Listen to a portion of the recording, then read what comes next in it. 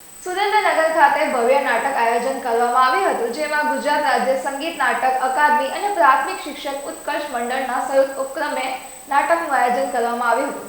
આ કાર્યક્રમમાં સંત સવૈયાનાથ ભવન 80 ફૂટ રોડ પર યોજાયો હતો. તેમજ આ કાર્યક્રમમાં પદ્મશ્રી ડોક્ટર જગદીશ ત્રિવેદી લિખિત અને ધારેશ શુક્લ દિગ્દર્શક નાટક એવરીથિંગ ઇઝ પોસિબલ રજૂ કરવામાં આવ્યું હતું. તેમજ આ કાર્યક્રમની શરૂઆતમાં આમંત્રિત મહેમાનોને પુષ્પગુચ્છ આપીને સન્માન કરવામાં આવ્યું હતું.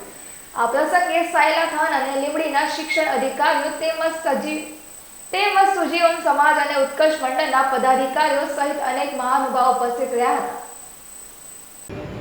એટલે વર્ષો થયા હશે એની વાત એને ફરી સંભાળવાનું છે. જ્યારે તમે નાટક જોયું હોય તો આજે આપણે ફરી વળી પાછો એ નાટકનો આનંદ માણીશું. આમ તો કહેવાય છે કે જિંદગી એક નાટક છે અને એમાં આપણા ઘણા બધા પાત્રો હોય છે. આપણા રોલ દાદા દાદી મમ્મી પપ્પા માસા માસી. આનંદ ફિલ્મનો પણ એક ડાયલોગ છે કે બાબુ મોસાઈ જિંદગી लंबी नहीं बड़ी होनी चाहिए.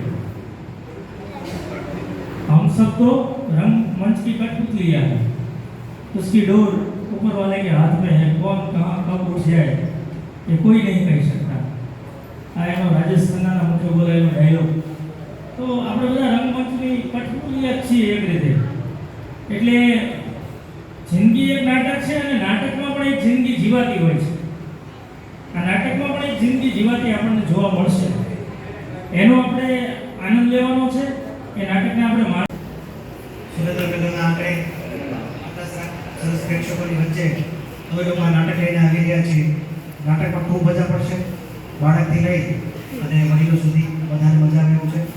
અને અમને અહીંયા યાદ કર્યા એ બદલ જયસુખભાઈ વાઘેલા અને મનસુખભાઈ સોલંકીનો આપણે ખૂબ ખૂબ આભાર માનીએ છીએ અને એમનો અમે અભિવાદન કરીએ છીએ.